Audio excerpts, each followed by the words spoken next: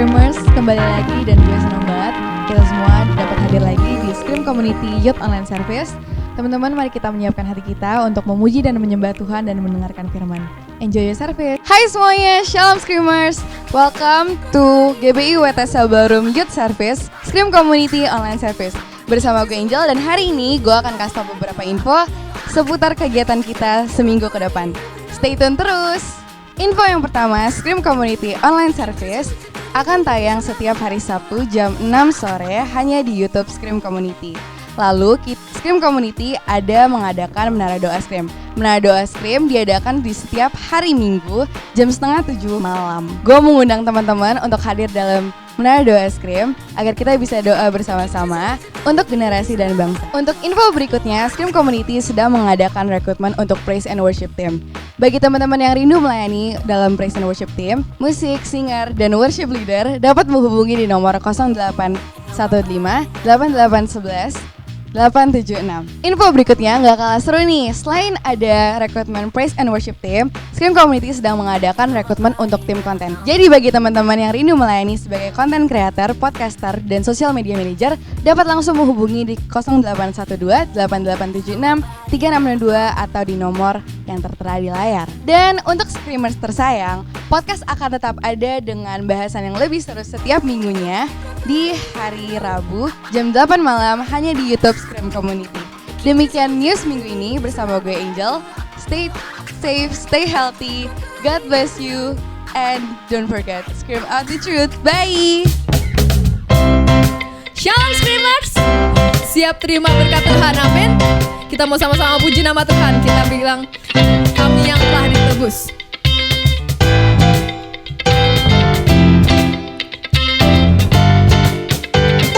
Kami yang telah ditebus dengan darah yang kudus, mengangkat pujian bagimu. Kami bait kudusmu sebagai bukti karyamu, menyatakan kau besar dan hidup. Berlari sampai tujuan, mendapatkan mahkota Engkau.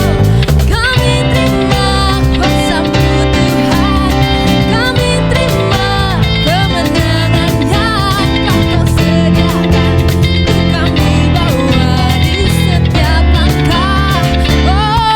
Oh, dimanapun kami berdiri, kemanapun kami kan pergi, di situ pasti mujizat-Mu terjadi.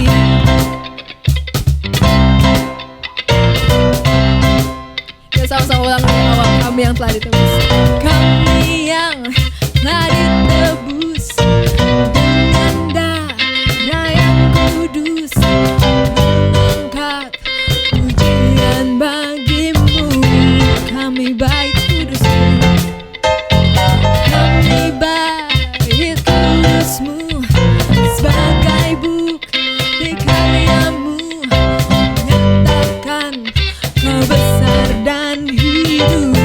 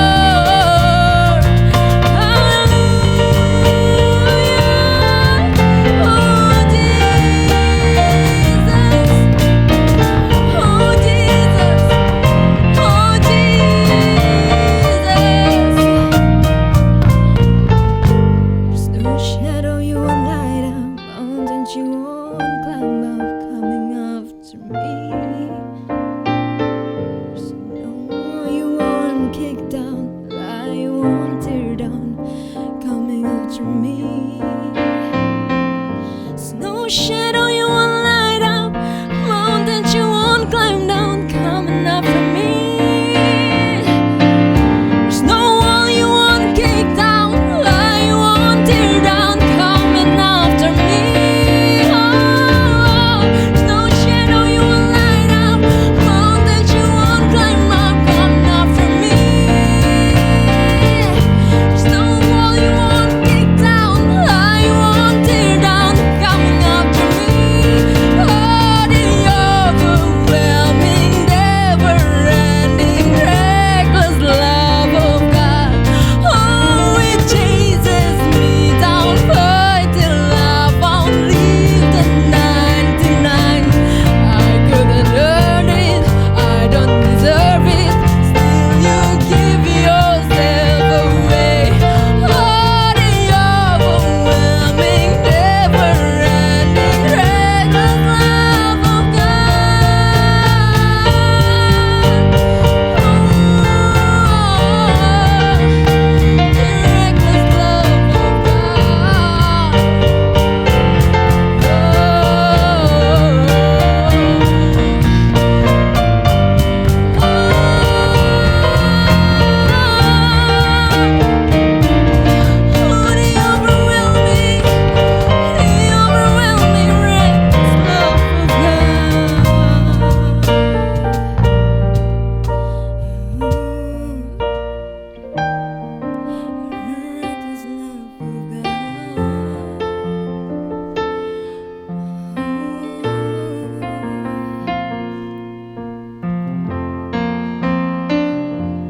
Oh, the overwhelming, never-ending, reckless love of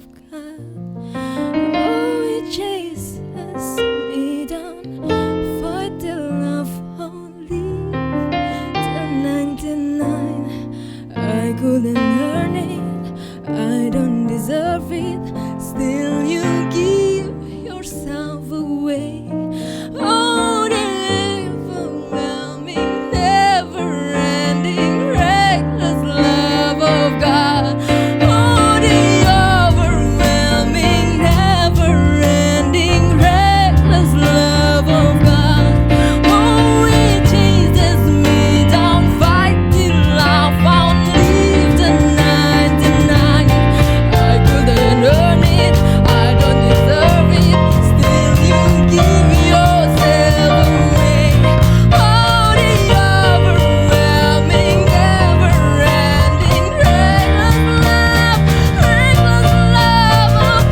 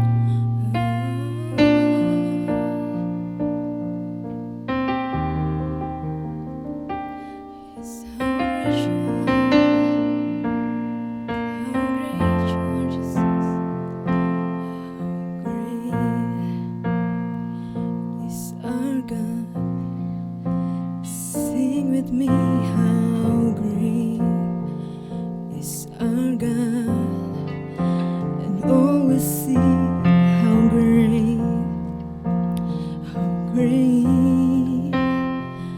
is our God. Say how great is our God.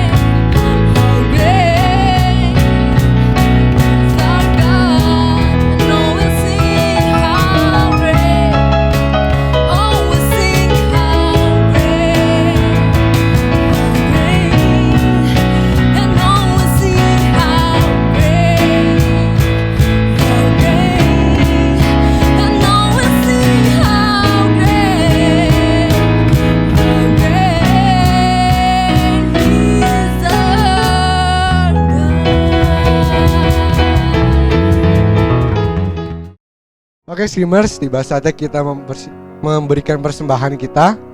Buat teman-teman yang mau memberikan persembahannya, kalian bisa aja langsung scan QR barcode yang ada di layar kalian, atau enggak kalian bisa transfer ke rekening yang ada di layar kalian juga.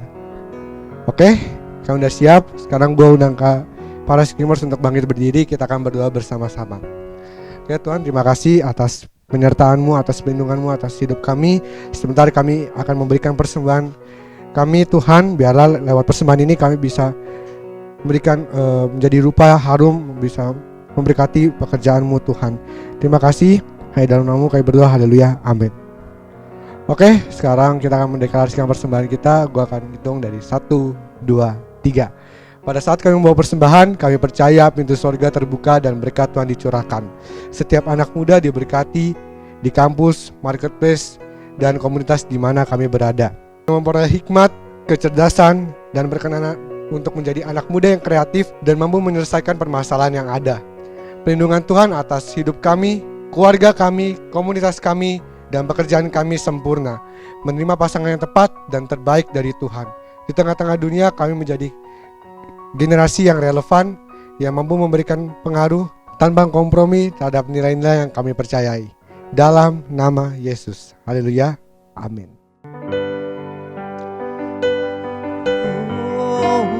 I sing praises to your name, oh Lord, praises to your name, oh Lord, for your name is great and worthy to be praised.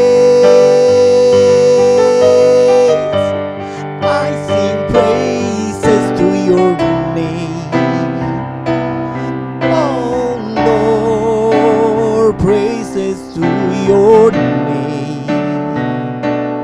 oh Lord, for your name is great and worthy to be praised.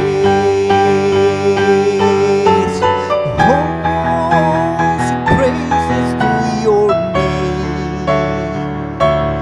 oh Lord, praises to your name, oh Lord, for your name is great and worthy to be praised. I sing praises to your name, oh Lord, praises to your name, oh Lord, for your name is great and worthy to be praised.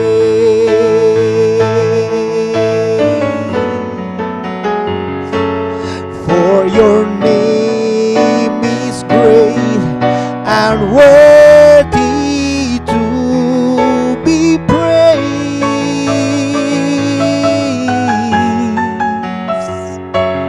For your name is great and worthy to be praised.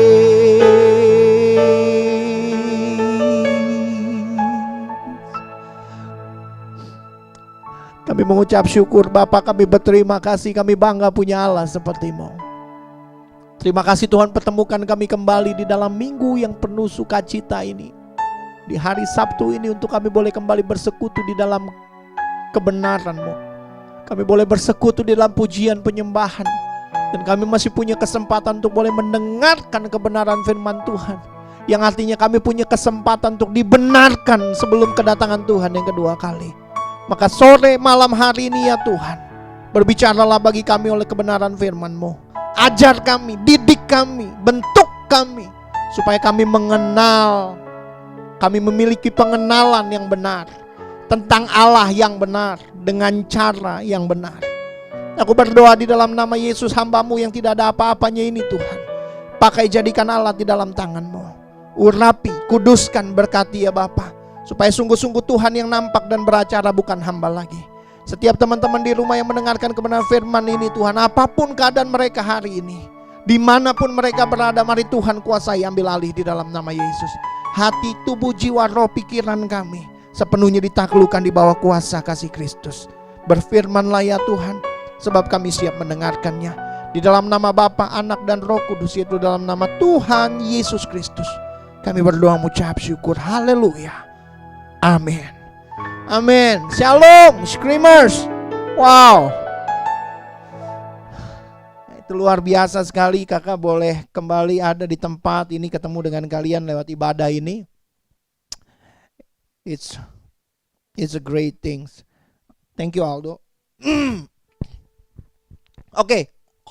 Hari ini kita masih akan ada dalam bahasan di part yang ketiga dari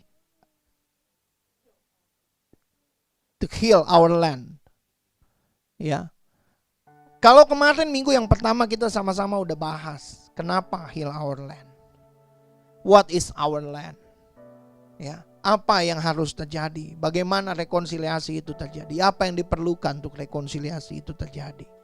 Lalu kalau kamu bertanya, bagaimanakah? Apakah ada di Alkitab selain para nabi dan Tuhan Yesus ada contoh orang biasa yang bisa hidup seperti yang kakak ngomong? Bukan mereka yang salah, tapi mereka yang inisiatif memulihkan keadaan itu. Bukan mereka, bahkan mereka adalah korban, mereka yang dirugikan, tetapi mereka yang membuka hatinya, memberi maaf. Kita udah bahas di minggu yang kedua. Kakak memberikan contoh kepada kalian dari orang biasa, gak ada status apa-apa. Cuma ditulis mungkin orang itu banyak hartanya, cuma itu aja keterangannya. Tetapi dia membuka dirinya untuk berinisiatif memulihkan keadaan itu. Kakak juga kasih contoh kepada kalian mengenai orang yang suka salah paham sama Tuhan, suka blaming, suka salahin Tuhan tanpa tahu dulu, tanpa ngerti dulu, tanpa paham dulu bagaimana terjadinya segala sesuatu. Oke? Nah, hari ini kakak mau bicara tentang contoh. Ya. Kakak mau kasih kalian contoh anak-anak muda yang hidupnya melakukan kehendak Tuhan di zamannya.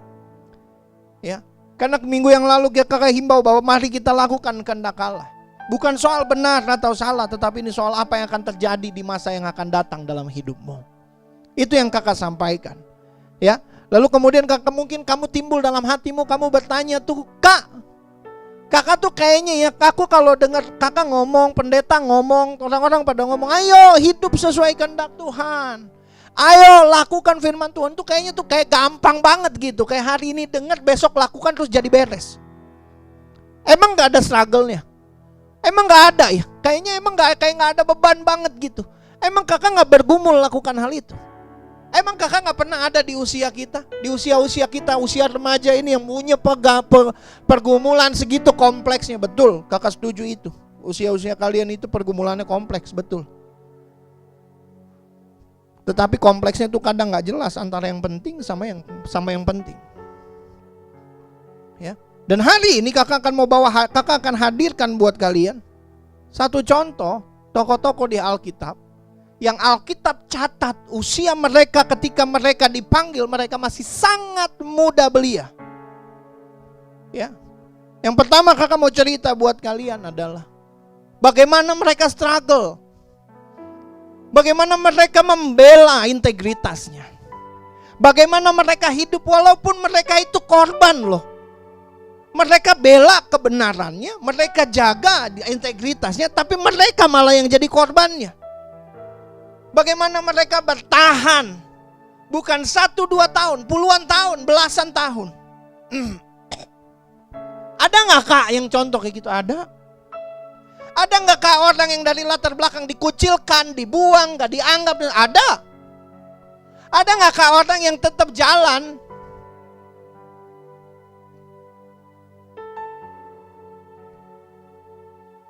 Walaupun seolah-olah dia gak lihat endingnya. Ada. Mari kita belajar sama-sama. Hari ini mari catat kebenaran-kebenaran ini. Satu tokoh yang kakak mau hadirkan buat kalian adalah Yusuf, bukan Petrus ya, Yusuf. Ketika Yusuf dipanggil, Alkitab mencatat ketika itu Yusuf kira-kira berumur sekitar 17 tahun. Ketika dia mendapat mimpi bahwa berkas-berkas saudara-saudaranya itu sujud menyembah kepada berkasnya. Kemudian dia mendapat mimpi matahari, bulan dan 11 bintang sujud menyembah kepadanya. Bayangkan. Apakah mereka Yusuf itu nggak ada pergumulan? Ada. Yusuf itu udah bergumul dari pertamanya. Dia itu lahir dari keluarga yang bapaknya itu punya istri lebih dari satu. Ya. Dan dia dikelilingi oleh saudara-saudara dari ibu tirinya yang mana bapaknya tidak mengasihi mereka. Bapaknya itu cintanya sama ibunya Yusuf ini. Nanti kalian baca di rumah bagaimana Yakub memperoleh istri-istrinya. Dia kerja sama Laban sekian tahun, harusnya dapat apa, dikasihnya apa. Kemudian dia kerja lagi untuk dapat apa yang dia inginkan. Nanti kalian baca ceritanya. Yusuf lahir dari istri yang dicintai. Ya. Sementara ada anak-anak lahir dari istri yang tidak dicintai. Kakak juga kadang-kadang bingung, nggak cinta aja anaknya banyak. Gimana cinta? Tapi nggak juga, cinta aja anaknya cuma 2. Yusuf dan Benjamin itu lahir dari istri yang dicintai. Ya. Kemudian apa yang timbul? Di situ tuh udah ada masalah timbul. Udah ada konflik. Apa? Di level orang tuanya aja udah ada masalah. Satu dicintai, satu gak dicintai. Padahal adik beradik. Ada lagi satu anak yang diambil dari bujang. Dari budak perempuan. Level, status sosial udah berubah, udah beda tuh. Nyonya ada 2, satu dicintai, satu enggak. Ya. Kemudian satu dari budak perempuan. Budak perempuan gara-gara melahirkan anak rasa jadi nyonya. Ini udah pergumulan pertama. Betapa crowded hidup di dalam keluarga seperti itu. Pertanyaan kakak, apakah kalian tinggal dalam keadaan yang seperti itu? Ya. Kalaupun iya, pertanyaan kakak berikutnya, tenang, ini masih level awal. Saudara-saudaranya nggak gitu suka sama dia. Kenapa? Karena bapaknya sayang banget sama dia. Ya. Jadi dicap anak manja. Tinggal tahu enak, nggak usah kerja keras, nggak usah susah-susah kerja, nggak usah repot-repot, dikasih jubah maha indah dan sebagainya. Ini udah konflik, ini udah struggling nih, ini udah masalah. Ketidaksukaan itu diperparah oleh keadaan apa? Yusuf mimpinya diceritain. Bang, sini ngumpul bang. Kenapa? Masa bang? Aku mimpi semalam, ku tengok berkas abang sujud sama berkas aku, kata dia. Orang udah gak suka diceritain begitu. Dan dulu di zaman itu mimpi itu punya arti, punya pemaknaan yang kuat, kental. Sometimes itu menjadi satu pesan dari Tuhan gitu loh. Apakah berhenti sampai di situ? Ini abang-abang ini udah kesal. Nggak berhenti bos, diterusin. Dipanggil bapaknya, mamanya semua dikumpulin abang-abangnya. Terus dia duduk situ, dia cerita. Pak, semalam aku mimpi. Kata bapaknya, kenapa rupanya? Aku mimpi pak. Aku mimpi ada matahari, bulan sama 11 bintang sujud nyembah aku. Terus bapaknya bilang, mimpi apa sih begitu? Maksud lu apa? Gua, ibu lu, saudara lu semua nyembah lu. Yang enggak aja. Udah, gak usah ngomongin. Hari itu Yakub marah, menegur Yusuf. Tapi Alkitab mencatat Yakub menyimpan itu di dalam hatinya. Artinya apa? Yakub tahu ini dari Tuhan. Kenapa? Yakub itu orang yang hidup bergaul dengan Allah. Yakub itu orang yang hidup mengenal Allah. Dia berjumpa dengan malaikat Allah, dia bergulat sampai fajar terbit. Dia gak lepasin malaikat itu. Dan malaikat itu bilang, kau menang. Lepasin.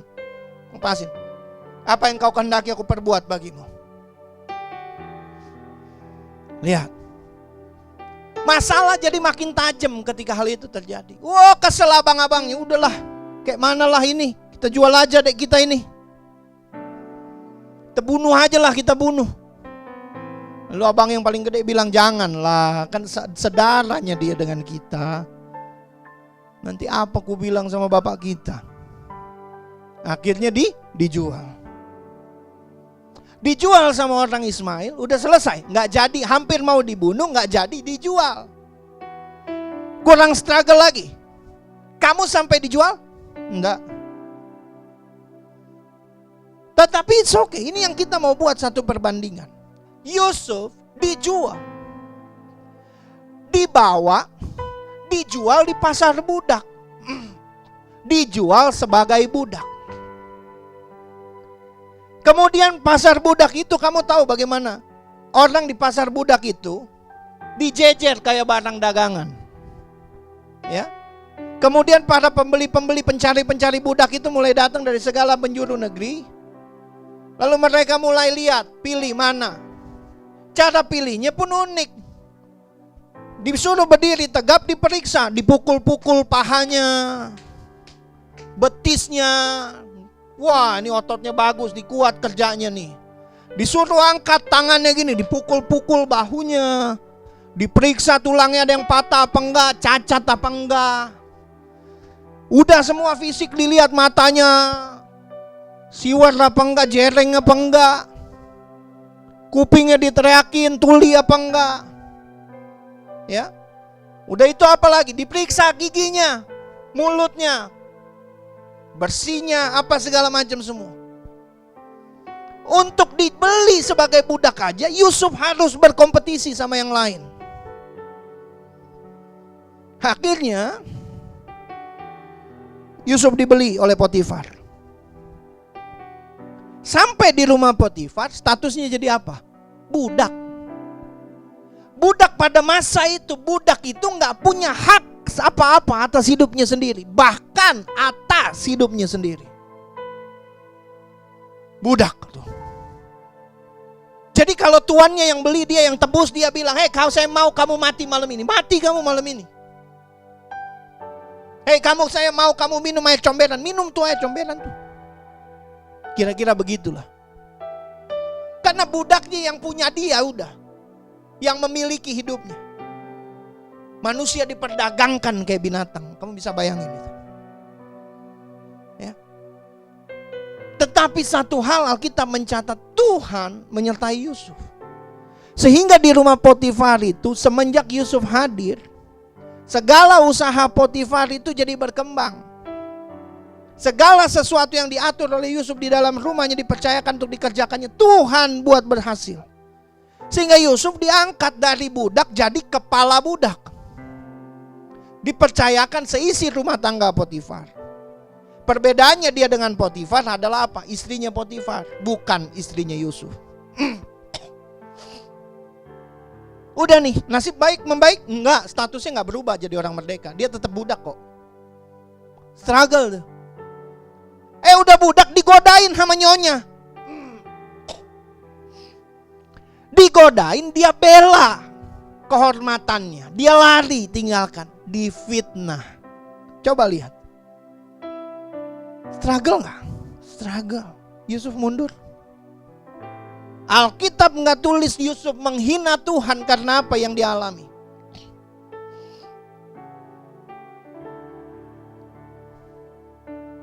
Yusuf gak ditulis marah, komplain keras dan sebagainya. Enggak. Ayub ditulis sampai 42 pasal. Udah nih, digoda gak mau, difitnah. Gara-gara difitnah bela kehormatannya, masuk penjara. Statusnya apa? Narapidana. Waduh, lebih suwe lagi tuh. Udah budak, ya, statusnya orang hukuman. Aduh, ini mah udah orang, aduh, ini bahasa Jerman bilang udah moyung, udah gak guna punya hidup. Tetapi disitulah saatnya Tuhan angkat hidupnya. Di mana? Di titik paling rendah di dalam hidupnya. Hari ini kakak mau tanya sama teman-teman sekalian. Kalau mungkin kalian bertanya hal yang sama, dengar baik-baik. Apa yang kamu pertaruhkan untuk membela kehormatanmu? Apa yang kamu pertaruhkan untuk menjadi benar? Kamu pertaruhkan nyawa di sana? Enggak. Atau kakak nggak tahu, mungkin. Tetapi ingat, harapanmu tidak akan hilang. Yusuf jadi nabi, masuk di sel tahanan, jadi kesayangan sipir penjara. Tuh orang kalau disertai Tuhan tuh. Ya. Dia ketemu sama juru minum sama juru roti raja, dua-dua mimpi. Waktu dua-dua mimpi ini datang sama Yusuf, Yusuf ceritain, "Hei juru roti, nanti lu digantung. Hei juru minum, nanti lu kembali ke posisi lu semula." Setelah dia ceritakan itu, dia bilang, ketika engkau apabila Allah mengingat engkau dan mengembalikan posisimu, ingatlah akan aku. Lihat ya. Ini omongannya, ucapannya orang yang kagak tahu komplain. Dia bilang apa? Kalau Tuhan Allah kembalikan kamu, jangan lupa saya ya. Dia menganggap bahwa dengan jalan itu Tuhan bisa tolong hidupnya. Mungkin Tuhan bisa tolong hidupnya lewat orang itu. Betul, panci ketemu tutup. Juru minum kembali ke posisinya, juru minum raja. Tuanku Raja Mesir Firaun bermimpi. Firaun bilang, panggil seluruh orang pintar dan orang berilmu di negeri ini. Datang ke sini, artikan apa mimpiku. Gak ada satu manusia pun di tanah Mesir yang dapat dijangkau oleh Firaun yang dapat mengartikan mimpinya. Kemudian juru minum ingat sama Yusuf, dia bilang gini, Tuanku, aku mengenal seorang hamba Tuanku. Orang ini disertai Allahnya dan penuh dengan hikmat. Ketika aku masih di penjara karena kesalahan yang bukan hamba buat, hamba bermimpi dan orang ini mengartikannya. Dan dia berkata, engkau akan kembali kepada posisimu. Dan hari ini hamba ada di sini. Jikalau Tuanku berkenan, biarkanlah hamba memanggil dia datang kemari. Dan dia mengartikan mimpi Tuanku. Yusuf dipanggil datang. Napi nih. Ini gak main-main urusannya nih. Dipanggil ngadep penguasa negeri, suruh mengartikan mimpinya dia. Salah-salah bukan bebas, dipenggal loh. Lihat ya, lihat Yusuf bilang apa? Yusuf bilang gini, baiklah Tuanku menceritakan mimpi Tuanku. Ya. Dan dia bilang begini, dan apabila Allah berkenan menterjemahkannya, kira-kira gitu ya, maka hambamu ini akan menyampaikan maksud dari mimpi Tuanku itu. Lihat, ini mulutnya orang yang tahu bahwa Tuhan itu adil.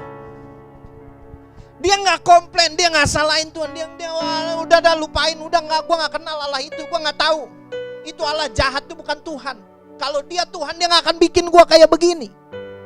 Itu kalau Yusuf mau komplain, dia bisa ngomong begitu.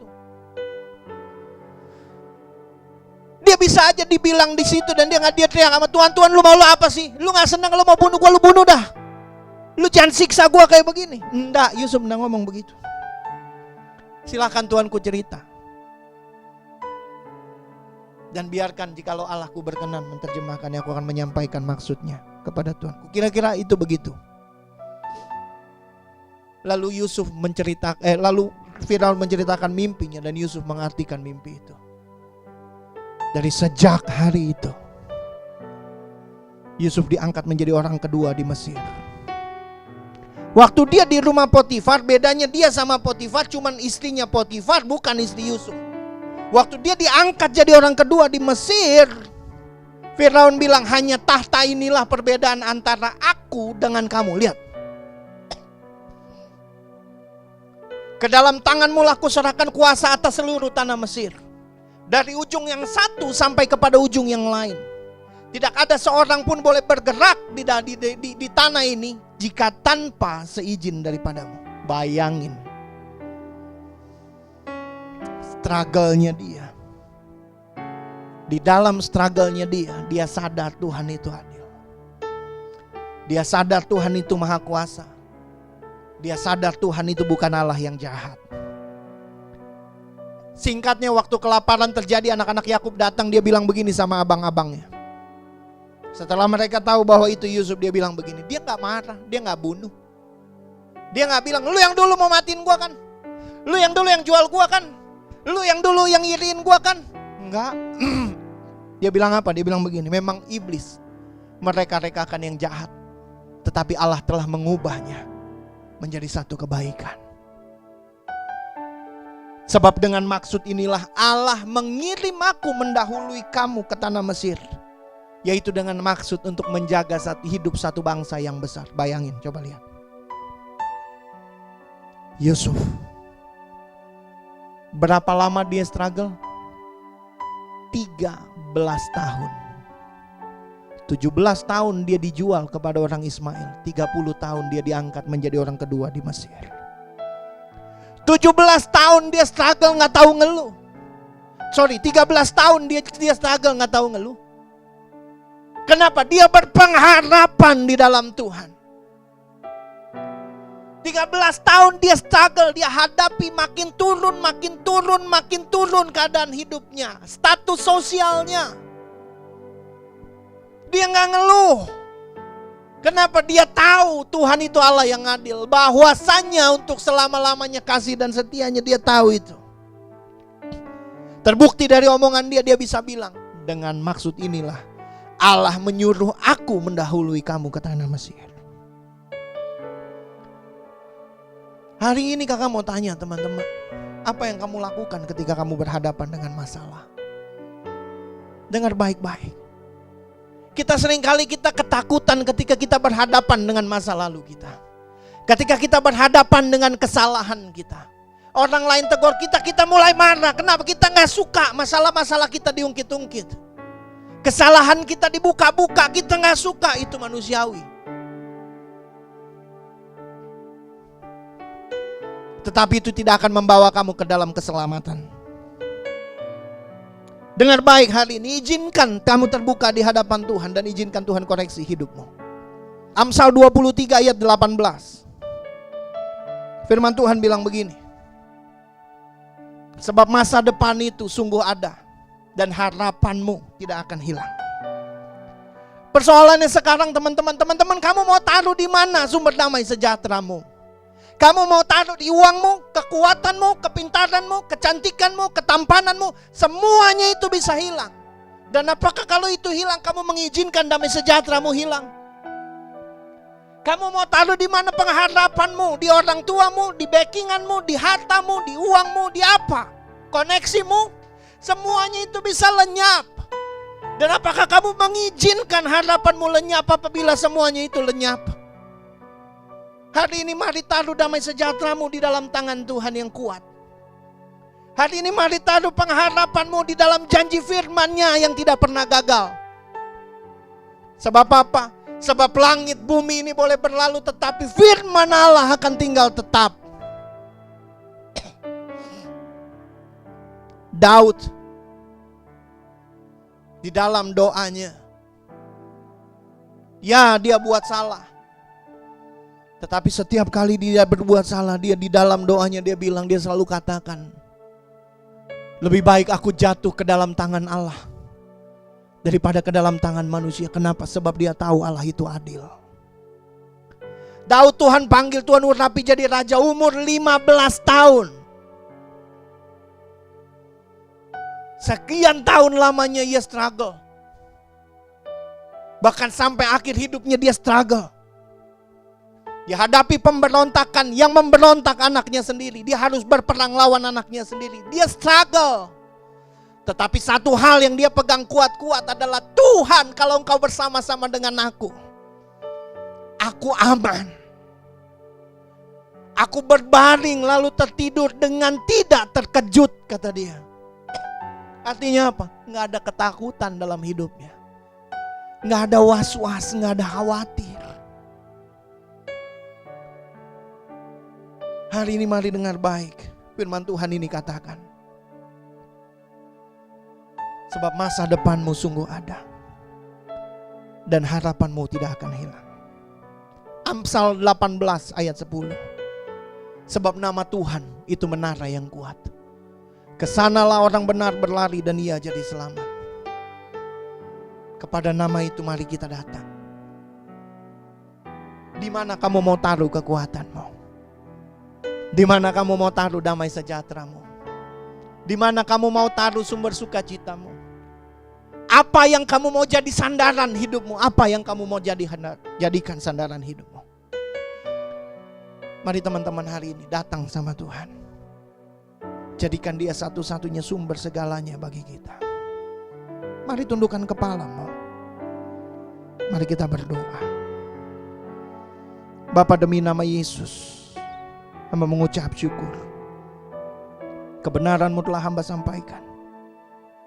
Hamba berdoa Tuhan materaikan dengan kuat kebenaran ini di dalam setiap hati anak-anak-Mu. Hamba berdoa Tuhan untuk teman-teman Screamers dimanapun mereka berada. Hari ini hamba menyuarakan kebenaran ini, bahwa Tuhan menjamin bahwa masa depan sungguh ada dan harapan kami tidak akan hilang. Sebab di dalam Tuhan tidak sia-sia. Di dalam Tuhan tidak ada yang hilang. Di dalam Tuhan tidak ada yang tidak mungkin. Sebab Engkau Tuhan Allah, sumber damai sejahtera, sumber kekuatan, sumber sukacita kami. Engkau sandaran hidup kami. Mari Tuhan pegang tangan kami. Jangan biarkan kami jauh daripada-Mu. Aku berdoa memberkati teman-teman Screamers yang ada di rumah.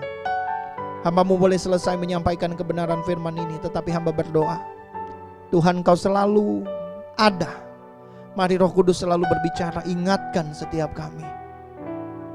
Biar firman Tuhan ini menjadi kekuatan, kebenaran yang menuntun hidup kami. Terima kasih Bapa.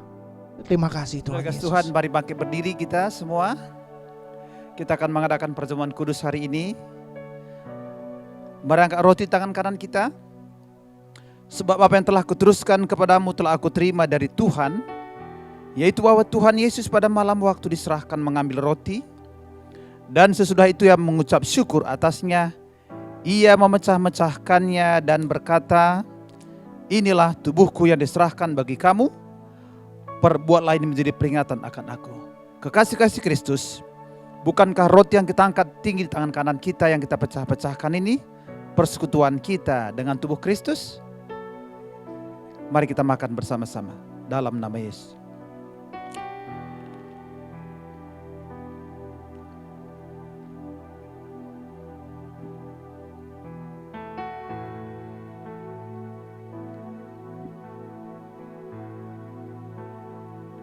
Mari kita angkat cawan di tangan kanan kita. Demikian juga ia mengambil cawan sesudah makan lalu berkata, cawan ini adalah perjanjian baru yang dimeteraikan oleh darahku. Perbuatlah ini setiap kali kamu meminumnya menjadi peringatan akan aku. Kekasih-kekasih Kristus, bukankah cawan yang kita angkat tinggi tangan kanan kita yang atasnya kita mengucap syukur persekutuan kita dengan darah Yesus? Mari kita minum sama-sama dalam nama Yesus.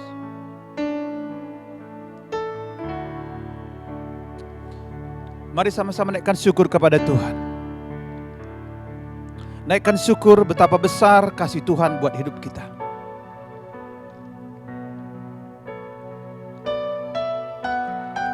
Dia telah mati bagi kita dan menyelamatkan kita, supaya kita layak terima kekuatan dan ucapan syukur kepada Allah kita. Amin. Saudara kasih Tuhan, mari bangkit berdiri bersama-sama, angkat dua tanganmu. Ya, pulang dan terimalah anugerah, terimalah rahmat. Tuhan memberkati engkau dan melindungi engkau. Tuhan menyinari engkau dengan wajahnya, memberi engkau kasih karunia. Tuhan menghadapkan wajahnya kepadamu dan memberi engkau damai sejahtera. Biar segala berkat yang terbaik dari Allah Bapa di sorga, berkat terbaik dari Tuhan Yesus Kristus, berkat terbaik dari Allah Roh Kudus menyertai kita mulai hari ini bahkan sampai selama-lamanya. Kita yang percaya diberkati Tuhan katakan sama-sama, amin.